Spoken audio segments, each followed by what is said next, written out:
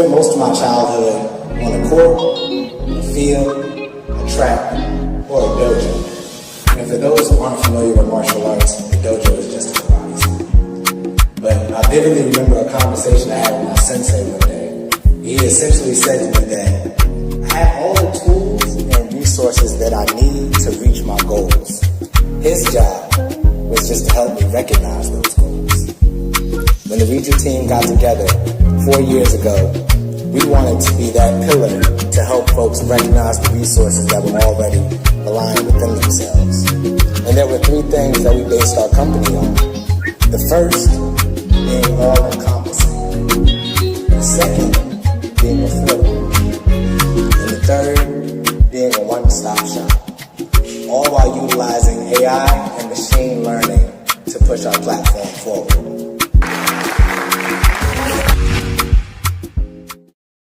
If I wasn't in the classroom, I don't think you want to see it again, but I'm so excited about my guest today. He's been on my podcast. We were talking before the show.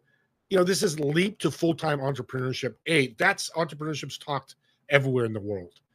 I think it's a great opportunity, but not for everybody. But these young people, males and females, like my guest coming today, what a great opportunity. The world is so open to be able to start a business and help people, support them and serve them to solve a problem for somebody. Yes, and make some money. That's what entrepreneurship is. But it's a challenge as well. And you're going to learn a lot today. Together we serve how my guest learned to use, in this case, his friends, to build something, starting entrepreneurship, now becoming a business. They did it together. If we serve together, it's much more fun, much easier, and I believe much better to help you grow and scale your business. So let's bring on our guest. Dante, welcome to the show. Absolutely, Steve. Thank you so much for having me. It's an honor to be here. First, I want to start with you're awesome. You're a young man taking the entrepreneurial spirit and road and journey, and your two friends that are doing it with you. I love it because, again, like I said, the world's open. But what did you do before you became an entrepreneur? Yeah, so funny enough, I come from like a family of entrepreneurship. My parents had their own business growing up that's still running and operating in Newark, New Jersey. And I even heard rumors of like my grandfather saying before I was born that he wanted all his kids to work together and formulate Wade Enterprises. But funny enough, before I took the leap into doing entrepreneurship, I was actually working in the sports and fitness industry. So I was working with the New York Red Bull soccer team on their operations team. And funny enough, that is what I wanted to do for the longest. All through high school and college, I said I either want to work for an athletic department at a university or for a professional sports team. Now, in doing that, I realized that it wasn't necessarily everything that it was cracked up to be. And I really just started leaning into, well, what is my passion? What is something that I want to do? And health and wellness emerged around that time of my life as something that I was super passionate about. And that's something that a message that I wanted to share with a larger audience. So from there, I got with the team and we started formulating what our business is and what Reju is today. And even then, I was still working. I was still in the professional setting. But when I first came up with the idea for Reju, I was in the sports and fitness industry. And that's exciting because I always want to work in sports. So I'm envious of you. At 63, we can be envious, and it's okay. What did you learn from that experience working for the New York Red Bulls that's helping you today? Man, so I'm really glad you asked that question. So it's a couple of things. The first thing I would say is that sometimes, and this wasn't really from the experience, but the experience overall, sometimes things aren't always what you expect it to be. And that could be good or bad. When I say things aren't always what you expect it to be, looking from the outside in and just thinking from the young man I was at the time, I said, oh, working for a sports team is going to be great. I'm going to get to go to all the games and I'm going to, rub elbows with the players, X, Y, and Z. But it really didn't work out like that. Being as though I was in operations, I rarely seen games. I never seen a full game. Maybe like if we went to like triple overtime or something like that or extended time, I got to go see it. But there was that aspect of it. But what I would say I really, really learned from that position overall was just reinforcing what I believe in the power of teamwork. On that operations team, there were about, I'd say 15 of us. We were part-time, so it would be a rotating staff. But I say teamwork because we were all part of the Red Bull brand. But on any given work day, I could be working with a totally different staff than I had to work with the day before. So that's different personalities, that's different backgrounds, that's different beliefs, and that's different approaches to how you do the work. So it's really being adaptable to whatever team you're on and still making sure you maintain your own standard of work and performance that you want to lead up to, but also leading the team too. And I say leading, I didn't have, I wasn't manager over anybody on my team, but you could be a leader without the title. And it's really ensuring that the job gets done and the job gets done effectively, no matter who the personnel is. So that's really something I took away from that, and I still apply to this day. It's a great tip because you work 8 to 5 at Google or Amazon, or you're you're a UPS driver. Yes, Mhm. you can be a leader. You may not have a title, but that's just a label. But I 100%. love what you said, that you became a leader because there are new personalities. Somebody has to take the lead, especially when it's volunteer. It's not as glamorous as the guy making 80, 100,000, 150,000 with the Red Bulls, the top guys. What 100%. would you say the definition of entrepreneurship is? Wow. I look away because there's so many layers to that and so many thoughts pop in my head when you ask that question. But I think in its simplest form, the definition of entrepreneurship is being able to take a thought, an idea, and really materializing it into a business that's serving others. Now, what that service look like could be different towards the type of entrepreneur you are. I myself am a social entrepreneur. So when I look at the definition of what that is how do you take your idea? How do you take your thought? What are you angry about that you want to solve in the world? And how do you materialize that and turn it into a business? How could that business be duplicated, scaled, and monetized in order for the business to keep going? So when you think through entrepreneurship, it's really taking a project from the idea stage to its completion stage in its simplest form. You're taking a project from your head to paper to putting it to market and then generating a profit from it so the business could operate itself and you could be more hands off as time moves forward. Great definition. Really. Yeah. Yeah, there's more to it. I didn't, we could spend 2 hours on a definition of entrepreneurship. Oh, yeah. But it was you're very good, short and succinct. We do only have 56 minutes. And I love that.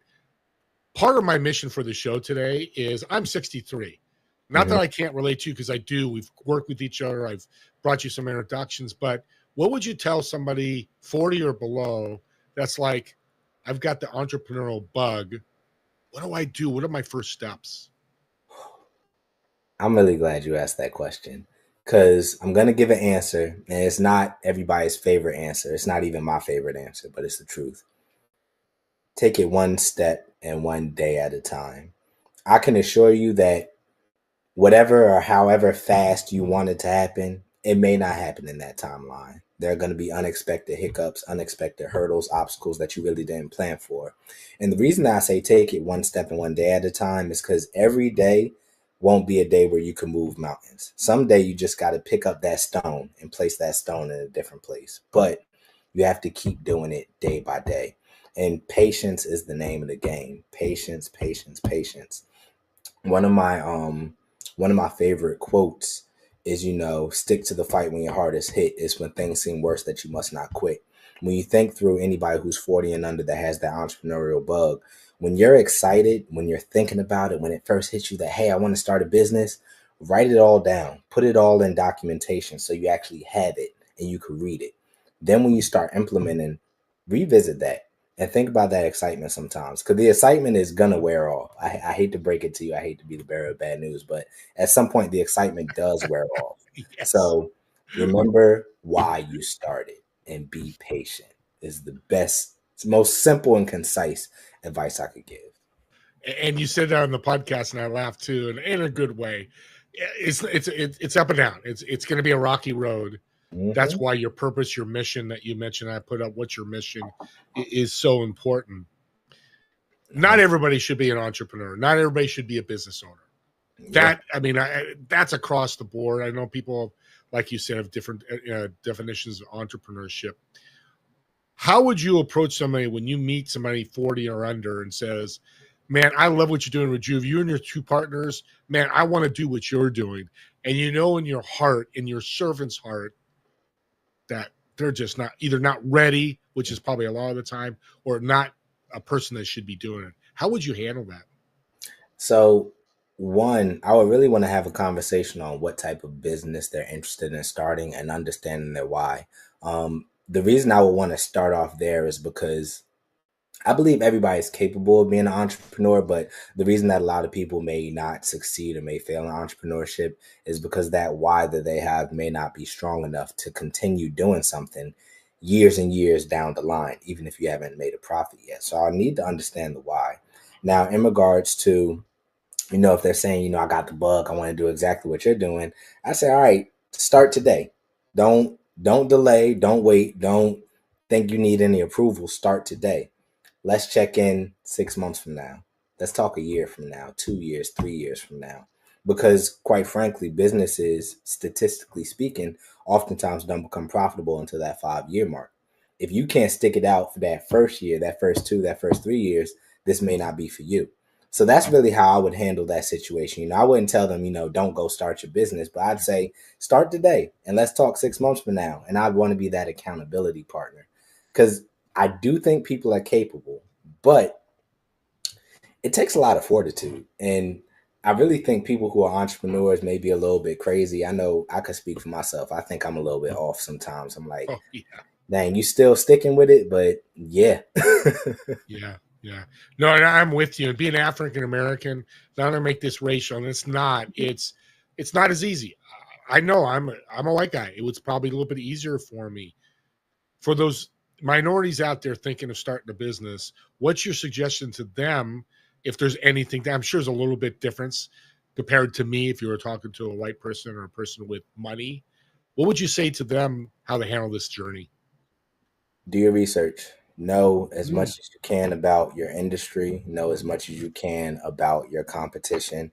Know as much as you can about yourself as you embark upon this journey. And the reason I say that is because, oftentimes you may, because you're young, because you may not have that doctor in front of your name, or you may not have gone to the most prestigious school on top of being a minority, people may doubt what you're doing off the beginning. So you have to have facts based on what you're saying. If you have a hypothesis, you need to have statistics that back that hypothesis up. And you also need to be prepared to hear the no's. You have to fortify your the word is escaping me right now, but you have to grow thick skin. I'm gonna just say it in layman's terms. Yeah. You got to grow Yeah. thick skin, and that's whether you're a minority or not, because you're gonna hear no's and you're gonna hear no's often. Now, the type of no's you get is gonna vary. You may get some no's where people say, "Hey, not today, but I want to offer you some advice." You may get some no's where you're 5 minutes into a conversation and they say, I'm good to go." Or you may not hear a response at all, which is another form of a no. So you got to grow thick skin. You have to be very well informed of what you're doing. And, it kind of ties back to what I said before. Always keep your why in mind. Keep the why in mind, because that's what's going to get you to keep going. That's what's going to get you not to quit when you're hearing those no's, when you're facing that adversity, when you're not getting that funding of those startup dollars. And not to belabor this point, but we didn't really get any investing or any outside investor. We got one investment from an accelerator program we were part of, and those are great guys, people that we're still, connected with. But the amount of times we've pitched over 500 times, and we've been told no probably 500 plus times as well. But I also bring that up to say this. Just because you don't get the outside investing doesn't mean that you don't have a viable product. Let your sales speak. Grow your business organically. Get clients, get those clients to give you good reviews, and keep growing. Because the investors are going to come back. But when they come back, make sure that the price is higher than when you originally talked to them. Great tip. And audience, I got to point something out. What he's done in the last 5 or 10 minutes, he's mentoring. We talked about leadership in the beginning. Every leader is always mentoring. And I love mentoring. I do a free podcast workshop and free business mentoring. I do that because I want to be a leader. I want to support and have that servant's heart. And it's powerful. I'm getting a little controversial, even though the racist, African American business owners could be a little bit, but it is what it is. I'm white, you're black. It's simple, but education. It's getting a huge bad rap for some legitimate reasons, but I do believe, and I think it's my faith, is that education does teach you something. What did you learn at Lincoln University in Pennsylvania that's helped you get through this journey from work in New York, start an entrepreneur, now you're a COO, and we'll get into that in a minute. Yeah. Did you learn anything that's helped you today? Yeah. I could think back specifically to one moment at Lincoln that truly changed my life. When I believe I was a junior, we had the entrepreneurship or the business department through an entrepreneurship contest. And essentially, they gave individuals the opportunity to create a business plan, draft that business plan out, and pitch to the entire business department and anybody else in the school that wanted to attend. And I vividly remember, because they taught us how to build a business plan even before the competition. But I vividly remember going to the library or staying up at night, doing my cost analysis, my price breakdown. Where do I want to put my business? The location. I never forget, it was a sports bar that I wanted to have. A sports bar on the first floor and a gym on the second floor. And I didn't win the competition. I came in third place. However, I had so much fun. I had so much fun just learning about the process, building my business plan, pitching it to individuals, really imagining what it would look like. And from there, and in that moment, I said, I got to start a business one day. I don't know what it's going to be. I don't know if it's going to be this sports bar / gym that I had this crazy idea about, but that specific moment at Lincoln University, that I would say really shifted the trajectory of what I wanted to do professionally. And funny enough, I just reached out to that professor that through the entrepreneurship contest. I reached out to her this year. I told her about Reju, where I'm at, my position in the company, how I co-founded it. And I thanked her for hosting and having that competition, because it truly changed my life. And if I don't remember anything else about Lincoln that I learned, I know I learned how to create a business plan and pitch that business plan. And that directly correlates to where I am now. And if I remember right, one of your two partners, did they go to school with you, or were they did go to Lincoln with you? They both went to Lincoln with me. So one of them, I was class of 2017. One of them was class of 2015, and the other one class of 2014. Now, not necessarily a learning experience, but the network that I gained in college, that was priceless.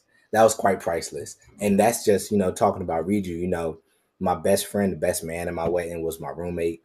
He's the godfather to my daughter.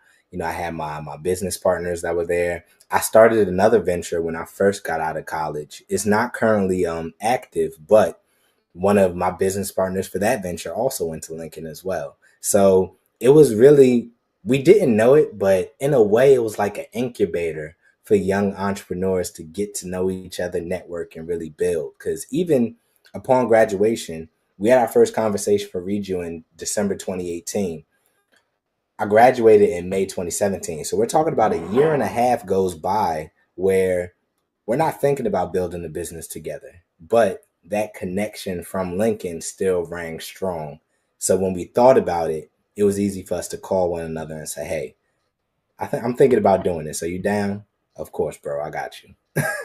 Yeah, I love it. The people. I mean, we're in a people business, and you just taught me something, because I just realized when I said that to you, what a powerful way to start a business, going to college and building a network.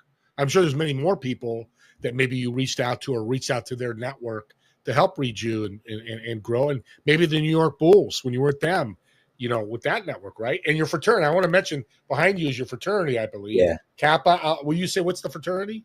Kappa Alpha Psi. So founded in 1911, Indiana University.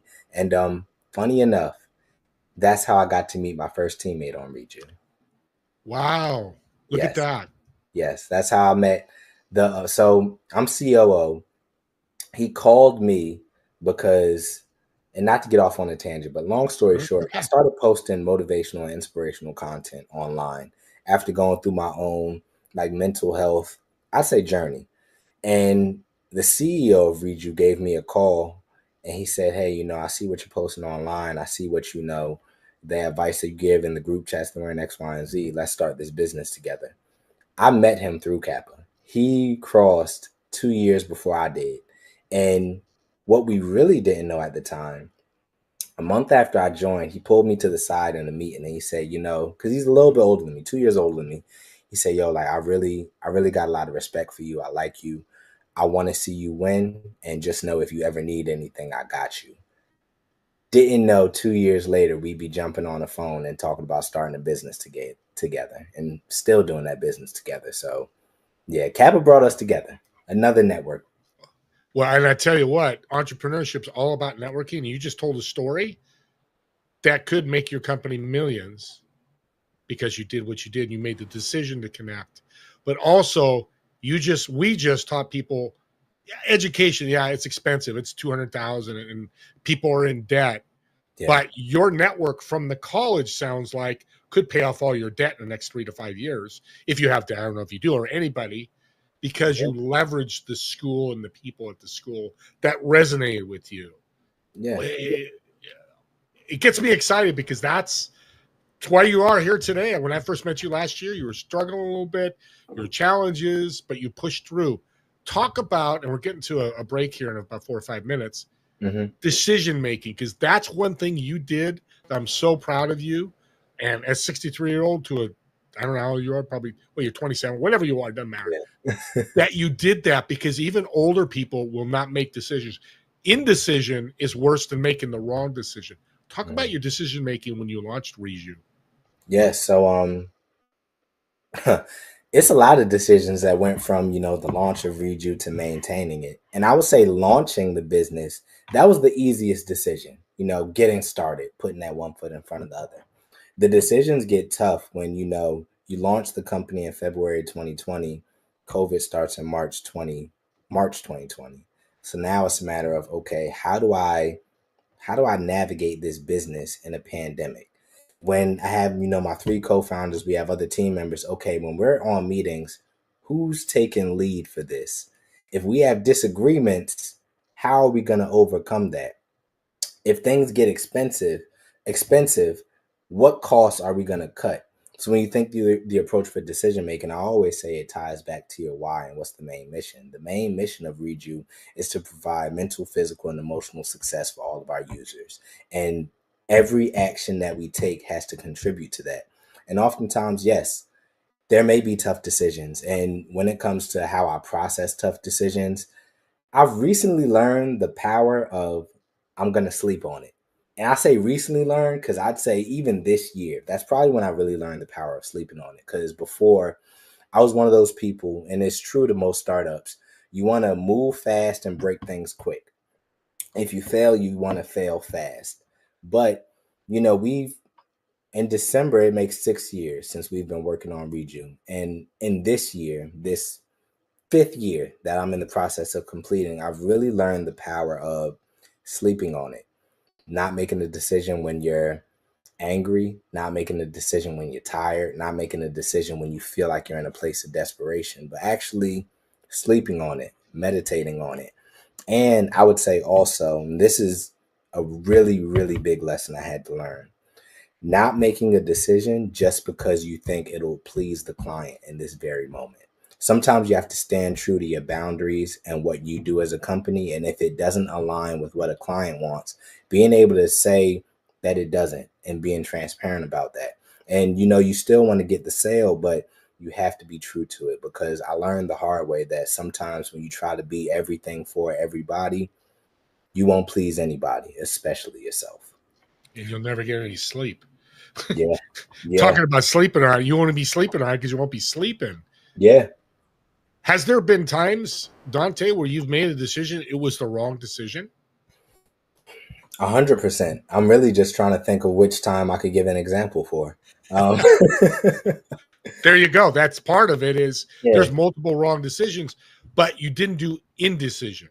You made the decision, sleeping on it. And that's not, so audience, when he says sleeping on it, that's not indecision. That's just taking an approach of understanding it a little bit more. Making it, I'm not saying, something comes up, you got to make the decision in 30 seconds. Mm-hmm. But I've talked to people like, hey, I want to start my podcast. And it's been 4 months. I talked to them 4 months ago, helped them get started, and they still haven't started it. Nothing against them, and that's not my point. Yeah. But if they just go to me, hey, I'm not going to do it, I'm not ready, that's a decision.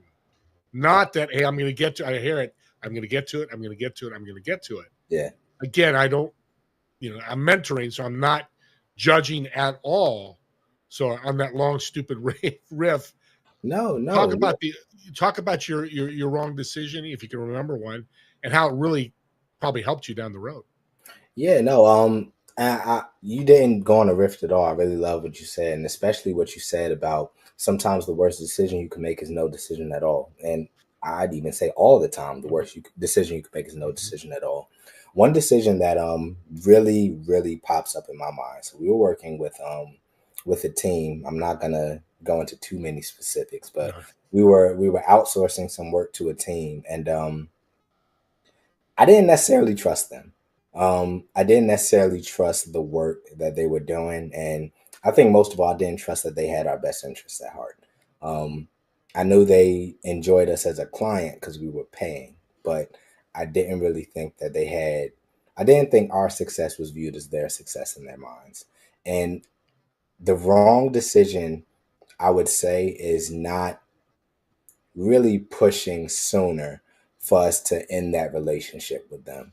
I would mention it. I'd say, hey, I don't really like it, da da da. But with talking to the greater team, they're like, no, let's just stick with them. Let's let them fix any problems that they may have. Let's just wait it out.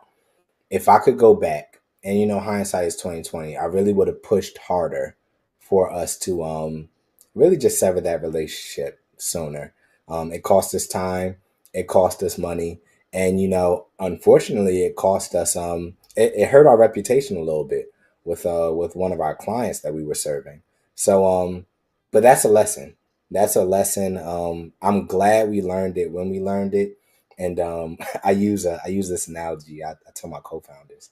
I say, I'd rather make a mistake when I have $10,000 in the bank than a mistake when I got $10 million in the bank. So yeah, I could live with it. If it still frustrated me, I think I just forgave him like last week because I talked to God and God says you got to forgive. So I'm like, all right, I guess I got to forgive them too. But that's a easy decision that comes to my mind. How we could have done better. And thanks for sharing that story because it's branding issue, it's a money issue, and it's a time issue. Mm-hmm. Is Reju app still active? Are you still in business? 100%. We're still. Hello, audience. He made probably a bigger mistake, a bigger decision mistake, but he didn't bankrupt his company. Yep. And you learn so much that you're going to go to your gut a little bit more than what you did there. You kind of knew your gut was telling you that. I've done that. It happened to me 8 weeks ago, $1,500. I've made it up since, but I went my gut and I didn't do the right thing, but I'll never, ever do that again. If anything, audience, you get from this incredible show that we're on is that make the decision because you can always pivot and fix it down the road. And it could be even bankruptcy. I had to bankrupt the company. I was doing great for 5-6 years and things changed. And for me, the decision to close the business, which I didn't want to do because I had 2 employees, it actually helped them because they started their own company. When I closed, I was worried about them. And then people always find a way. So Dante, that is so powerful what you just said. Let's take a little break. I got to give Dante a little break, get some water. He's been talking, spouting out so much great information that we need to run with. Let's take about a 5-minute break and we'll be back. I want to show you a cool little clip that Dante doesn't even know about yet.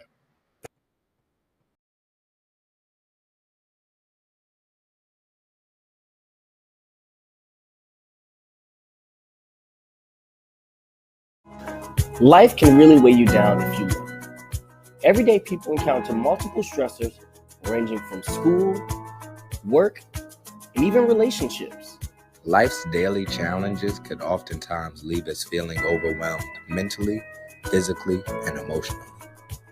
Over 16 million people suffer from mental health issues. This includes anxiety, depression, and chronic stress.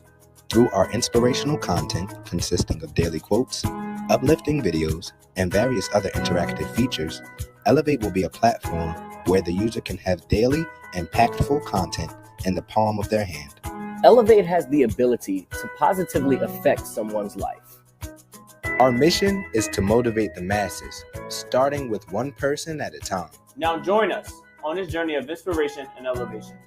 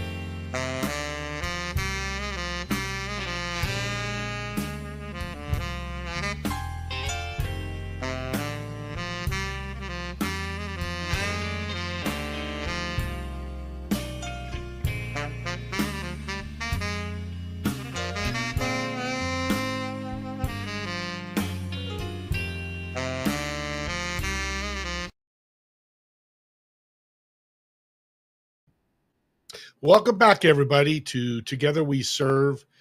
Dante, really taught us a lot, taught me a lot. I've been an entrepreneur for 30 years. I learned some great things from Dante. But what you feel and the energy you get from him is the passion. He said it multiple times. What's your mission? What's your why? First thing you need to do if you're going to be an entrepreneur, start a business, be a business owner, founder, whatever you want to label it. That's the number one thing. And reach out to mentors. I forgot to mention that, but Dante, I have mentors. Dante has mentors. We all have mentors that are successful because guess what? Why recreate the wheel? They've already done it. They can teach us all these great things. So I'm excited. What I was showing you on the break was the Reju app. And it's cool how he does that on his website where it's moving around. You can see mental health. It's across the board. Suicide across the board is up, up, up, up, and only going higher. He and his co-founders are found a way to help alleviate this problem and maybe get rid of it eventually here down the road.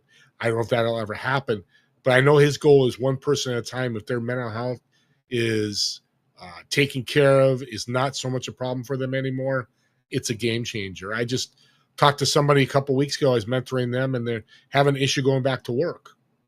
It's tough out there. So there's opportunities just besides the Reju app. There's a lot of ways that we can help people. Let's bring Dante back. Absolutely. Dante, welcome back. Absolutely. There I am. Be back. Had to turn my light on. I said, it's getting a little dark over here. I don't want to look like I'm in the bat cave. Georgia, yeah, it's getting over there, getting dark over in Georgia. Yeah. Well, first I want to thank you for educating the audience on entrepreneurship, especially at your age. Because look at people like me, 63, we've done it for years. You don't have to. You could be an expert in 2 or 3 years in this and really share and help each other. The big thing that I wanted to talk about today is your Reju app. Mm-hmm. What was the inspiration to start between you and your two co-founders? Yeah, so my personal inspiration. So when I graduated from college, well, first let me preface this by saying a lot of people who are in the mental health space didn't anticipate being in the mental health space. I mentioned earlier, I wanted to work in sports and fitness. I got to work for a sports team, but the journey I went on after college was one that really shifted me towards working in the mental health space and starting Reju. So to kick things off, I had 2 grandmothers that suffered from Alzheimer's. One of them, the duration of her time with Alzheimer's was when I was in high school. I got to college. She passed away my sophomore year. When I was a senior in college, I'll never forget, I was picking up my cap and gown to graduate. And my mom called me and said my grandmother, my maternal grandmother, was found driving on the wrong side of the road. So when I first heard that, I just knew she might have it too.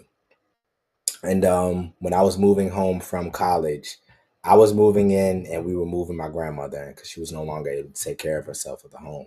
So if anybody lived with somebody who has Alzheimer's, it doesn't just affect them, it affects everybody else in the family too.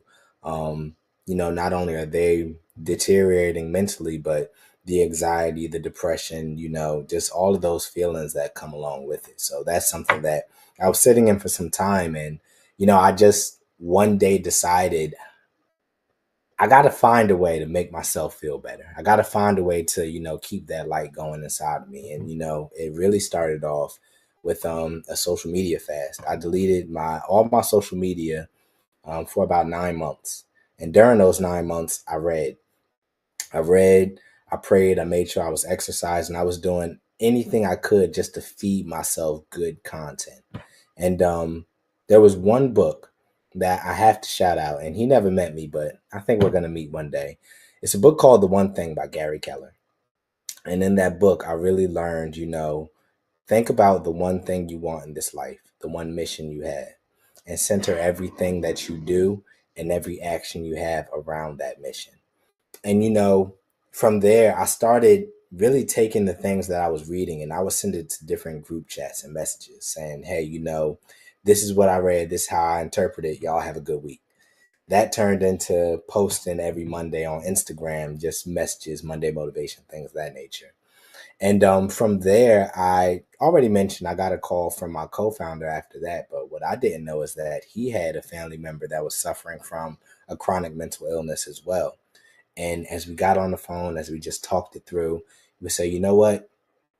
Not only do we have to find solutions that will work for somebody that has, the everyday anxiety, we got to think through, how do we find a solution, something positive, a good platform for those that are ready to give up, those that feel like life is too much for them or is weighing them down. And it really just stemmed from wanting to be a resource and helping people. It's, unfortunately, you don't really have to look too hard to find negative content. And that's just the society we live in. We wanted to build a platform that was strictly positive, strictly light, strictly something that people could benefit from. So that's really the motivation behind it. And I know I said so much. Did I answer your question? You did. You keep Yeah. you keep going. I mean, because there's a lot to it. Mental health, you just don't put an app up and go, okay, everybody come here and let's solve your mental health. Yeah. There's logistics and complexity to it. And you guys are dealing with, that's why you're different today than you were when I met you 6, 7, 8 months ago, whatever that time frame is. Yeah. But your both past experiences, you saw a problem. Said, I think an app is the way to go. Let's do an app. And it's interesting. I met a gentleman this week, and he was at the hospital with his brother, dealing with some major mental crisis. And he sat there and looked around and goes, there's a problem there. There's a problem there. There's a business there. There's a business there. Because that's really what a business is doing. That's what you're doing, is making it easier to handle mental health. Talk about the journey through the app and what people can do with it. Absolutely. So in the app's current state, and we're going through some planned maintenance right now. So if you try to download it, wait a week or two. But in the app's current state, when you log into the app, the first thing that it's going to ask you to do is just a wellness assessment. What's your stress like on a daily basis? How often are you exercising? How often do you feel like, you may have symptoms of depression, things of that nature? And from there, with those answers, we really suggest and tailor the content that would best assist with it. Now, once you complete your onboarding, the first thing that's going to pop up on your screen is actually emojis asking how you currently feel. And it's just a mood tracker. That mood tracker is going to pop up on your popular page. So you'll be able to see every time you log into the app, how was your mood this week? How was your mood last week? And it would just track that. Now, in addition to the mood tracking, we also have a page strictly dedicated to content. This content includes videos and audios from a variety of topics. These video topics can include preparing for an interview at a job and dealing with those nerves, to preparing for a first date or exercising boundaries. Then we have a big library of guided meditations. And I always like to highlight the guided meditations because this is probably my favorite feature of the app. And these are short 4 to 7 minute clips of an individual walking you through the breathing exercises and really speaking life into you for a variety of topics, including overcoming procrastination, fear of failure, fear of defeat, and just a whole host of topics. Our most exciting feature that we recently launched in V2 is the ability to connect with therapists and practitioners through the app as well. So on your middle screen, you'll be able to see yogis, nutritionists, therapists, dietitians, and a variety of other health and wellness experts to schedule one-on-one sessions with. And the last feature I want to highlight, we actually just implemented this year an AI chatbot. And that chatbot can not only navigate you to different parts of the app, but if you ask it very basic questions surrounding mental health, wellness tips, things of that nature, it can give you a response. I like to, when we do demonstrations, I like to go into the app, and when I go to the chat bot, I say, hey, I have a date tonight. I'm kind of nervous. What should I do? And it'll literally give you step by step what you could do to decrease those nerves before the date. So those are some of the features that we have, as well as we're doing workshops now for businesses surrounding, mental health in the workplace, anxiety around different times of the year. And we're working with different partners and clientele too. So if anybody's watching that's interested in, providing mental health resources for their team or business, we have a very variety of B2B offerings that we have too. Very cool. Yeah, you've done a lot more than when last time I talked to you, which I'm not surprised, because that's how you work. Your co-founders, never met them, but hearing from you what you're talking about. And that's the thing about technology, should be ever changing, because guess what? The world changes. It just does, especially mental health. What it is today was quite a bit different than January 2020 before COVID. So can you tell us a quick story? And it doesn't have to be quick. We got a few minutes here, of somebody that's used the app, that's reached out to you guys and said, oh my God, this is what happened to me and help with the app. Yeah. So it was really cool when we launched. I mentioned earlier we launched during COVID, and it was such an interesting time because nobody really knew what was going on, what was going to happen. So I could give you like 1 to 2 stories. The first story is I had multiple people reach out to me and just mention the guided meditations and how they've been listening to them every day, on the way to work, things of that nature, and just say that this has really been beneficial to me. And one story that really pops up in my head, there was an individual who downloaded the app and she reached out to me because we went to school together too, another Lincoln connection. And she said, "Hey Dante, could you make some content on grief, dealing with the loss of a loved one, things of that nature?" And I said, "Oh, of course. I think that's an important topic." So we got the content generated, drafted up. We put it in the app around, I want to say when she asked, we put it in the app within 3 months. She reached back out to me and, she detailed that she had a loss in her family. And she had a family member that she asked to download the app as well. And they were both able to take the content in. And they both just really appreciated it and said it resonated with them and it helped them navigate that situation, which was like the highest amount of compliment for me. Because I know when it comes to grief, there's never 100% total healing when it comes to grief. You may always miss that person. It may always hurt, but anything that can help and put you in a more positive direction towards healing, man, I count that as a win. And that was such a huge compliment for me and just one of those reaffirming moments that I'm doing the right thing. I'm doing things that are going to help somebody. More people need this, so I have to keep walking. Yeah. And it's interesting because you help them, but here's the problem with mental health that I've seen, and correct me if I'm wrong, because this is your space. It's such a private matter. People are not out saying, "Hey, I've got anxiety and stress to the world." I mean, some people do on social media. I shouldn't say that, but not everybody's going, "Hey, I've got stress because I just got bankrupt company, or I'm getting a divorce," or it's a very private, held in emotion and information. I'm seeing it, and I just realized this just now. The power of your app is I can jump in there somewhat anonymous and help myself. And even if you made my day better today, I go to the app, maybe I'm better tomorrow, the next day, and then maybe I have 3 good days in a row. You're right. You're not solving the problem with one meditation or one. Talk about that value add of being private and anonymous. Oh, yeah, it's such a big value add because as much as we're talking about mental health now, it's still a topic that a lot of people are uncomfortable to talk about. And I'm gonna talk to the guys really quickly because men aren't necessarily raised to be vulnerable. But when you look at leading suicide rates, men are beating women out. And unfortunately, the suicide rates amongst men is only increasing. So the anonymous piece of the app where you could go and digest the content, meet with a practitioner, nobody has to know. That's super important because some people just aren't ready to have the conversation yet, aren't ready to talk to their family members or their friends about what they're going through. And they shouldn't feel rushed to do so. Because if you're rushed, if you force the conversation, it may bring on more anxiety than just holding it in. So at least if they can go talk to somebody anonymous, an expert, take in some good content, build some healthy habits, that will be a major win. And I really want to highlight the building healthy habits through taking in good content through that. Because what you I'm trying to say this in a philosophical way, but I might just say it in the plainest way. What you take in is what you're going to put out. If you're always taking in, for lack of a better term, garbage content, negative content, things that are going to dampen your mood, you're going to put out negativity. You're going to put out anxiety, stress, sadness. But if you're taking in content that's positive, content that feeds you, content that's going to educate you, that's going to make you live a better life, that's only what you're going to display. It's going to come through you. And it's truly how you pay it forward.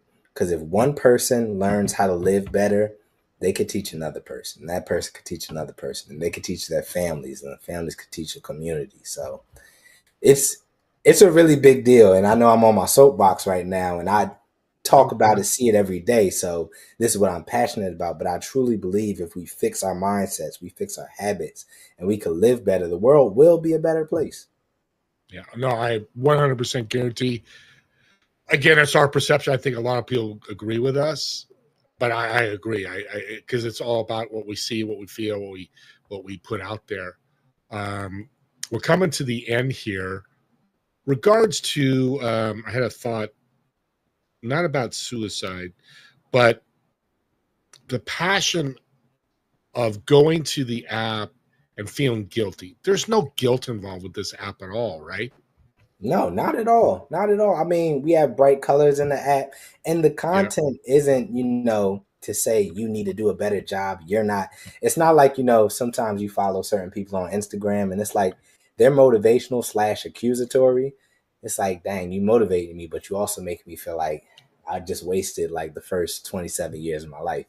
It's not like that at all. It's more educational in nature, telling you the habits that are necessary to build upon. So there's no guilt involved, because I'm a firm believer that shame is one of the lowest levels of emotion that a person can feel. And when you shame somebody, they're not going to want to come back to experience that emotion again. So that's the thing through the app. It's not shame. It's not shame. It's informing you of better ways to do things, informing you of healthier ways to live, and really just helping you think better and helping you live better. But Yeah. no shame involved. None at all. Yeah. I love what you're saying about the in and out, what you put in content, anything. That's a stoic. Marcus Aurelius Seneca talk about, I read a book, and shout out audience, The Daily Stoic. If you want to learn more about what Dante's saying, he doesn't realize, but he's a stoic. That's what they do, is what you bring in, what you put out. You're eventually going to, all these things are going to happen in life. It's how you respond to them and how you portray yourself. So we got 1 minute or so left. I've got a real fun question. I asked you a different one before. Maybe I even asked. So I've reserved a Learjet. It's got 4 seats on it. Okay. But you're going to be in one of the seats. Who are the other 3 people you're going to invite, dead or alive, in those 3 seats? And where are we traveling? Dead or alive, and where we travel? I say I got 3 people. 3 people. Wow, that's such a good question. I'm gonna throw my wife in there first, because that, like, as funny as it may sound, that's really my dog. Like, I'll take her everywhere. So I'll throw my wife in there. People are gonna laugh because this isn't necessarily a religious reason, but I'm throwing Jesus in there too, because I got a lot of questions I'm gonna ask him. Yes. So I got my wife, I got Jesus, I got one more person that I'm gonna throw in there. Ooh. You know what? The last person I'm gonna throw in LeBron James. And the reason, I'm gonna tell you why I'm gonna throw in LeBron James. I'd be very interested to know what it's like to be the quote unquote chosen one next up, and be told that from the time you're a teenager, then pretty much check off all the boxes and still be under 40 years old navigating life. I'd be very interested to see what that perspective is outside of like cameras and everything. And in regards to where we're going, it's places I've been I'd love to go back to. But I would love to go to I'd love to go to Ghana with these individuals. Ghana and Africa. That's where I take these individuals. I go with you, because there's so much we could do. Water, and there's, again, that's a group of people that just love what they have. Yep. They get food. They're just happy they have food. And like we're talking about what we have and just being happy with it. Well, we've come to the end here. You're an absolute blessing. God bless you, what you're doing. I support you 100%.